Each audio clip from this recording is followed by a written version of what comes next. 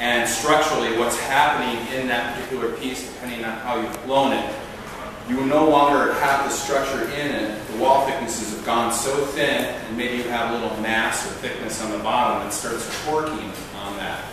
And so if you're not consistent with your turning, stop for a moment, everything falls apart. What happens to glass when you stop turning? Okay? So keep it turning, number one.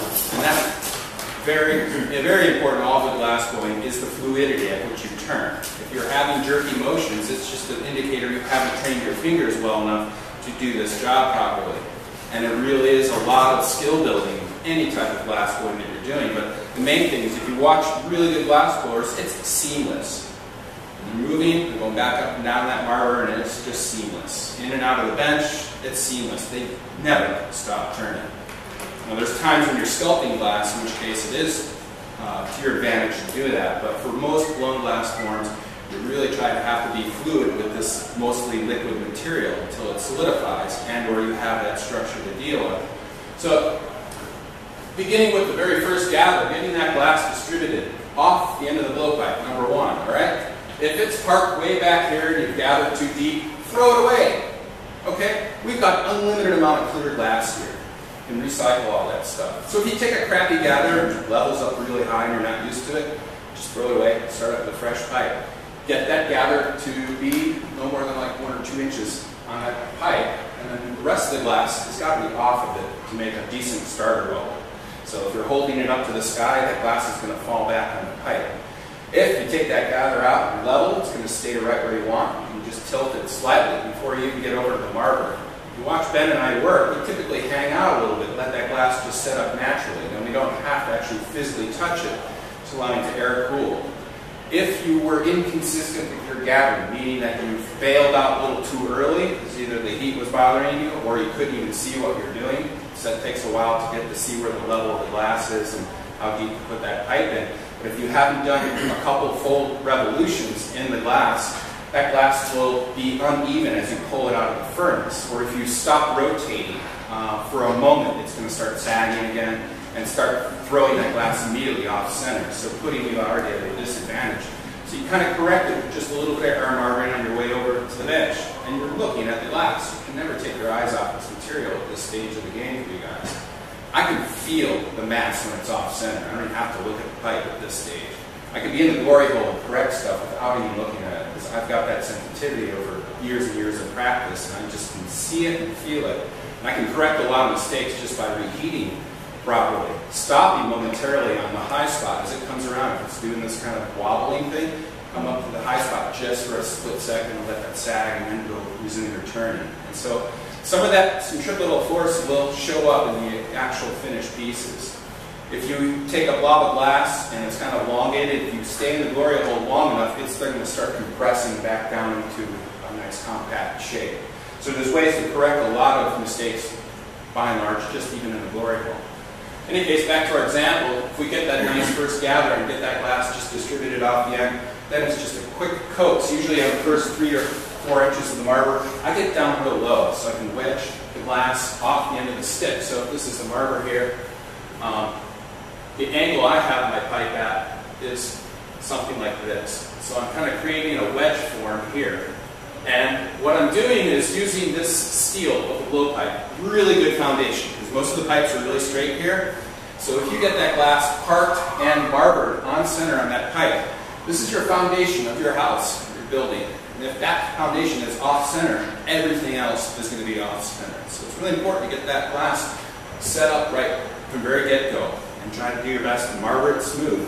If you're wanting to put a bubble into it, start blowing it, be sure that it's even. If it's not even, go back in for a reheat and get it back, straighten it out. And it's just going to take using that whole marber. And again, if I'm down low at the handle almost to the floor, it'll literally wedge all this glass back off the end of the stick where we want it. And then I level it out at that stage, make it flat, and kind of create a cylinder form. And if necessary, I'll even marber it to the tip, basically to then get our classic Q-tip shape. And then we can pop a bubble in it. Now, if you over marber it, you're going to probably be chilling out this section here. And then consequently, the tip typically stays really hot So your bubble will form like this. And already that's setting a disadvantage if you want thinner necks on your vessels. Because if you have a big thick neck here, it's just going to continue to compound itself with every successive gather. So if you've over-marbered it and it's not, you don't have steam movement in the piece, go into the glory hole before you pop that bubble. And whether you do a blown cap or if you're still struggling on that and just doing a physical kind of continuous blow to get that bubble to start out. But if this thing's hot, a proper bubble will blow out right up here and be very thin and come back down to this. And that's because you haven't over-marbered it and it just pops out and you've already got a nice thin wall thing. If for whatever reason you overblow it and it gets really swollen there, you can go ahead and marber it down. I kind of talked a little bit about that yesterday when I was looking at it. So ideally you'll get a nice even wall thickness right now after that start. So then your next objective is to take your second gather and coat that first one just about up to the blowpipe. And sometimes you may go in a little deep or maybe not even collect a little bit enough or deep enough. But try to do your best to cover that first one. Now a couple things about gathering. If you watch Ben, he pulled out a big massive blob of glass and you're like, I've never been able to do that. Why not? So, when you want to gather a lot of glass, you go in there, you do a couple of revolutions, and then you start spinning faster. And it collects the glass. So what happens is you go in, and at your angle here, I try to plunge it in, cover that gather completely, but as I'm leveling this out to come out of the furnace, I'm cranking up the revolutions, and that actually causes the glass to almost wind up on itself, and you can collect more. You're almost scooping it up as you're driving forward and gathering more glass. It kind of keeps just piling it up there. If you really crank up the revs, you're going to get more glass. If you don't want a huge gather, if you want just nice thin coating and just maybe make the piece the right size, you slow down your revolutions and you trail off coming out of the furnace this way. You can actually let it drip off for a little bit, level it out, get that tail to drop off in the furnace, burn off, and you can exit the furnace and get a pretty nice gather. So pay real careful attention to the way both Ben and I gather. Get over our shoulders so you can see in the furnace and look at those fingers moving. We'll even put a chalk mark on there so you can see how many times we're going around in terms of that revolution. And your gathering skills can or hopefully will improve with some of that as we move on. And we'll have Ben talk about how he does it because he describes it in a slightly different fashion. Very important aspect to good glass blowing, right? Getting the glass on the pipe where you want it to go. Now, after your second gather, our objective is, in this case, we're going to be making a bottle form. Now, every piece of glass that you're going to make is going to have a specific setup. And for bottles and most general glass blowing, I want to get the shoulders of this vessel kind of blown out. And the shoulders, I mean, is that area right around here by the blowpipe. My arrows there. So what I want to do is maybe, typically I'll block my piece right after that gather. Again, this is one of my favorite primary forming tools, is that block will hopefully keep your glass evenly distributed and get it in a nice curvilinear shape. Here in the United States, we've got a lot of oval-shaped blocks. People in Sweden going, why do you want eggs? They have round blocks because most of their forms are blown in round and they typically are blown in molds. Slightly different style of glass blowing. In any case, if you block that up, you're going to get a nice, even, hopefully, distribution of glass and cooling it evenly, which means that everything will blow out evenly. If you just go straight to the marber, you're going to be cooling certain sections a little less efficiently, but some of you may just have such a hot gather you need to chill it out. And one of the fastest ways is take it over that icy cold steel slab and run it on there. I can kind of set up some irregularities in your pieces and be almost more harm than good, but by and large, most professional glass blowers will use blocks right after that gather to help set up the shape. And then it's kind of, okay, what am I going to make? And every particular form is going to be slightly different. For bottles, for example, we will, want something that's almost just a even bubble all the way throughout the whole thing. They're going to be a little longer tapered shapes. Just the interior bubble. And then whereas if you're doing bowls or platters, they're going to be really compact forms.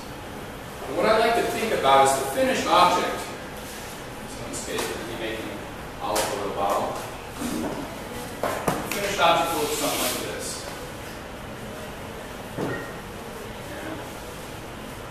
So how do I get from there to there? Whereas, this squat thing will be a bowl or a platter. So you want this kind of shape, so the little shallower platforms.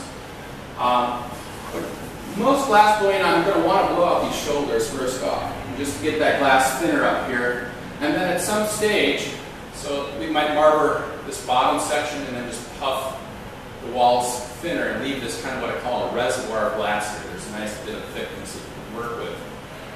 And just really try to get this area up here to expand first, because I want to thin out that area on the neck in order to create this long neck. Once I get that shoulders kind of blown out, I then decide where I want this shoulder line here in the vessel. So I'm going to create a little dotted line right up the top third to make this happen. I'm going to use my jacks to cut that in. So coming over here, we'll take that strap a little air bubble. And this is a double neck situation.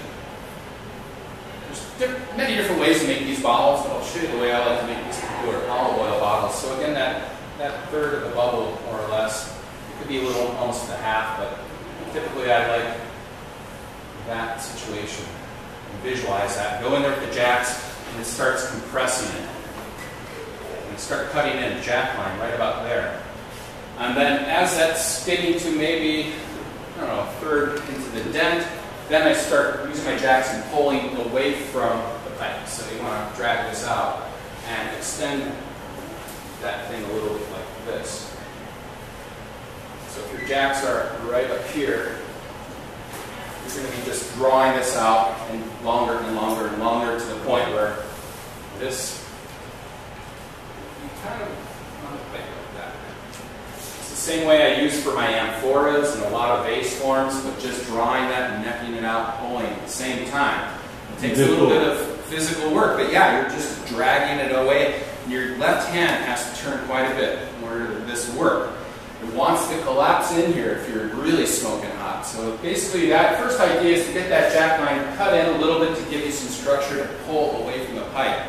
Then once you get a little bit of length that you're liking on it, you may have enough heat up here to cut in your jack line. It's a little bit tricky. It's kind of an intermediate towards an advanced move, but I guarantee you're going to be able to pull necks a lot faster if you start getting this dialed in. And if bottle forms are something that you're interested in, or vases, real nice technique to give it a go. If for whatever reason it's still not hot enough up here to create that jack line, before you blow the rest of this part out, hit it with a torch before you go in the glory hole. Warm this up, even those little nap gas torches. Just put a little heat in there, take a heat, reheat, come back and neck that in. And then we get that jack line established. More than likely after the transfer, we're going to be pulling and tweezing and thinning it out if you need to. If it's looking good, this is the whole truth story, don't mess with it, okay? If your piece is going great, don't do it just because Ed did it. If it's working, stick with the program. If it isn't, then it's time to change or ask questions. Why didn't that happen? A lot of times we're pretty aware of our mistakes as floor models happen or a piece crinkles, but there's certain things that could have prevented that from happening. There's so many variables in this activity. I was thinking about 1,000 ways to kill a bubble, It's just like, believe me, there's enough to mess you up and frustrate you. But some of these little fundamentals will be coming through in my lectures and demonstrations this week, and then also just your hands-on practice will help kind of refine some of these things and what we're trying to look for. So let's say we've got our jack line up here established, and then now how do we get to this shape? So again, I like to use the jacks to help set up this shoulder line and define it. If I angle the jacks out a little further, I'm going to be creating this section here, okay? Maybe I should use a different color. So yeah, we'll be trying to create this shape just by the angle of the jacks that we put in here. That puts in that shoulder. And then we can have somebody blow at the same time to help inflate that bottom to a little more volume. And then from there, we can marber this side, or you can paddle it, or use the jacks. 3 different ways of creating that little angle here. I like marber because it's really quick and fast to get that. If you put too much pressure on it, you're going to be forcing it off center. So then maybe you might have to regroup and redo it, reheat it, or just try to tune that up. From there, you can decide how far of a kick foot to put in it. So I typically overblow this a little bit. And using my jacks and having somebody paddle, I can get a very crisp, tight bottom like we were doing for our tumblers yesterday. And then at some point, I might put a little kick foot in. You know, those old olive oil bottles, they really have some nice decorative kick feet. It looks cool. But really, the fastest way they used to make these bottles is just take a big hot gather and let it drop, basically. And then they blow it right against the floor. What you get are these long, bulbous shapes. So if you've ever been to an antique glass museum, you'll see lots of these, what they call flagons. And they'll just have these really flat, compressed bottoms, and they just bang them out by the hundreds. So it's pre-true manufacturing, but mostly just production glass blowing. And consequently, by blowing on the floor, they get these huge kick feet because the glass is trying to force itself back up into the piece. It's creating steam, actually. It's actually on the floor. Yeah, well, they put a wooden board down, typically. They used to blow into stumps and stuff like that. I mean, just hollowed out things, and those were their forms in terms of mold blowing. And then they used to actually use sand molds for some of the first mold blown pieces. And if you look at really ancient glasses, they have gladiator cups and stuff that were mold blown heads in the shapes of some of the famous gladiators. And that's around, 300 AD. So I'm kind of really a history buff and trying to figure out how some of these objects were made, but also it's just kind of cool to be versed in the dialogue of glass blowing. In any case, after we got this form, we're going to transfer, and then we can decide to trim the piece out. So where you heat to. So if I want, I can heat all the way back to the shoulder line and crisp up this edge here to have a really defined line. And I'll do that prior to actually pulling and tweezing the piece here, because if I don't chill this area, it's going to pull that out and actually make a really soft line instead of the harder shoulder line. Does that make sense? Mm-hmm. But, so yeah, you want to isolate the heat and then just put enough up here to either stretch for as long of a bottleneck as you want. And then I'll show you how I use my finishing tool too to make actual beer bottles on this. But that's kind of more or less the sequence I would use for creating these very simple bottles, or I call them somewhat simple, but to learn a new technique, if you've never tried this, or if you want to make vase forms, they can be really just simple and elegant, but they can have a nice shoulder, and it doesn't have to necessarily be a bottle, but they can have a taper, be a softened thing. Part of my thesis shows 100 bottles of beer on the wall, and they're all individually hand-blown bottles. And it was just when I'd started brewing beer, so I actually had a 5-gallon fermenter in the exhibition hall for it, and with a big fermenter I'd blown, and then all the bottles on the wall, which kind of made a monumental sculpture piece all out of small individual hand-blown things. So it's nice to fill your vision with all your work, and it's a way to think about display. And also maybe relationships that you're going to have with your objects. One object's cool, but if you have two of them together, they start creating a dialogue and a reference to it. So maybe it's an issue of scale. You have a little miniature guy and one that's bigger, and then they have this kind of family appearance if you want. So I think about those kinds of things, how to make my work just a little more special or how it might stand out. Does it have to sit on the table? What about stuff that just hangs on the wall? And so I did some bottle forms, just little flask type things, only to do handle practice. So I just made these small little two-gather pieces and just put all these bits and handles. And by the time I finished about 100 of those, I finally knew what a handle was. Okay? And I really have this strong feeling it takes you about 100 attempts at any one given object to get dialed in. You may understand it, you may not be able to blow it at that point. But by and large, it may take you 100 attempts to make a decent tumbler. That's an investment of time and practice and skill building. It's very frustrating, but it's one of the few things that Americans ever think we need to do. Most people want to come in and blow glass immediately, and they don't realize there's so many little small steps to this very complex process. Even trying to remember the 75 steps to make a single tumbler is a lot for your head to digest. It's kind of like going in and trying to learn the concert piano and playing a piece like Rachmaninoff or something. Okay? It takes practice. It's the one thing that somehow Americans just lost in our discipline, and it's unfortunate. You go to Asia, they're going to be studying for years with a master, and they realize it's in their kind of more or less genes, if not more or less their conditioning and the way they grew up, is it takes years of practice to get good at mastering these things. Some people have a more natural ability to work with this fluid material, and they pick up things a little bit faster.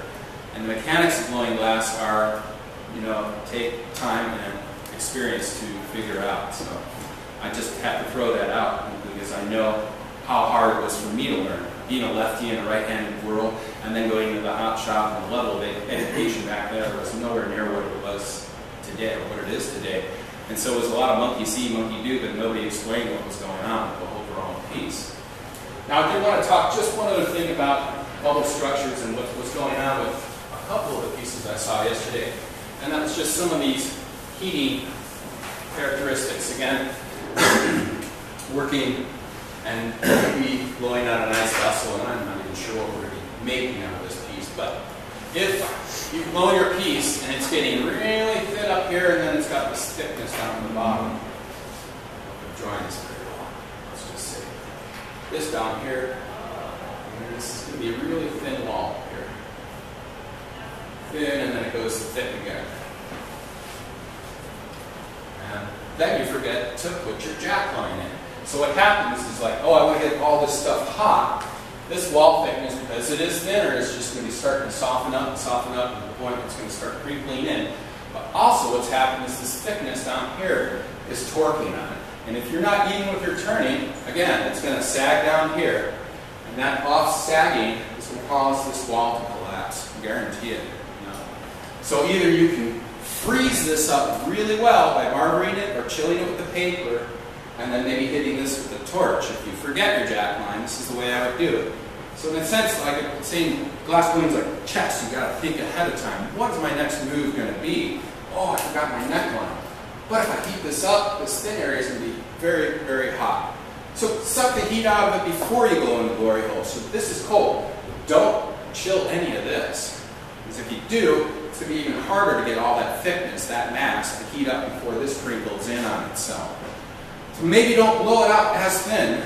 Get that jack line at least initiated so you have a target area. Then you can blow it out a little bit more and then go back in and kind of refine it with deep reheats. If you're not heating deep enough, both the pipe and this neckline area, you're only going to get maybe this part hot, and you're going to try to cut into cold glass back here, and it just isn't going to work for you. So even those matte gas torches, if you torch it here, you can then take another reheat. So I use it as a preheating tool to soften that area. You go in the glory hole, everything wants to get hot evenly, and then this will start softening up, but this will already start picking up a little more heat, and you should be able to carve that jack line in. It's kind of like, okay, got to go step back, and then you got to regroup again to blow out the rest of the vessel the way it goes. Does that kind of make sense? So there's some structural things that you should be aware of that are going to be causing havoc in some of your pieces. And if you're crinkling them a lot, then you back off a little bit. Just keep a little thickness into it until you're really confident. That's the one thing I wish I could give you on a silver platter when you walk into this room is confidence in your glass blowing skills, but it's the only thing that you yourselves have to do and build up to.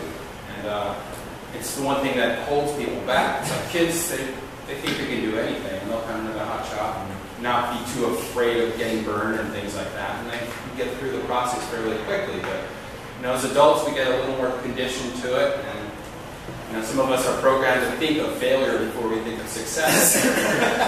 And it's just a learning curve. We've had a lot of failure. It's like, well, I'm here to help you guys get some of these fundamentals and basics down and have some fun in addition to it. So if you have questions as you're making something, or even with your designs, how you might set that shape up beforehand, and try to think and visualize what that form is. So almost always when I'm designing new work, I create the finished object, then I take a step back. What does it look like on the blow pipe before transfer?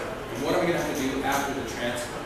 I try to get at least 3/4 of the form blown out on the pipe before having to rework it. Now you could make a bottle, it's super easy, completely different method for people with maybe not as much skills. You could just take a bubble, arbor it out, blow it out into kind of a long tapered shape, maybe even elongate it a bit more. Throw a jack line in here and just leave this shape. Then after the transfer, you can then pull your neck out and create that form this way. And really just leave enough, if you leave enough mass up here, especially if you're kind of working on the thick side, you can draw that out. And we saw that yesterday, the way Ben just pulled that all off, that neck out. And it's like, I'll show you an old world bottle, just how those things are done. I'll also show you about the 7-minute beer bottle. And again, this is working with the original heat out of the furnace. So after that second gather, you blow the whole bloody bottle out one shot. No reheats. Flip around, one reheat, finish the neck. This is the way they used to manufacture bottles. I only show you this demo to prove how good a glass blower I am, but the economy of motion and just how fluid this material can be if you practice it 100 times. It's cool to see. Any questions on any of that stuff? I hope it makes sense, and maybe we'll talk a little more chalk talk tomorrow or something if I see some other issues coming on, but I think some of this stuff helps out to see in stages before we go in the hot shot, okay? So today we'll kind of work on vase and bottle forms. You know, maybe if you don't want to make a bottle and it's looking really cool, or you've done something where you're wanting to trim that lip, but you like the way that floral looks, leave it as a vase. You know, I'm not going to hold you to it. You're not going to be graded on whether you accomplish it or not. It's for you to feel satisfied with it, okay?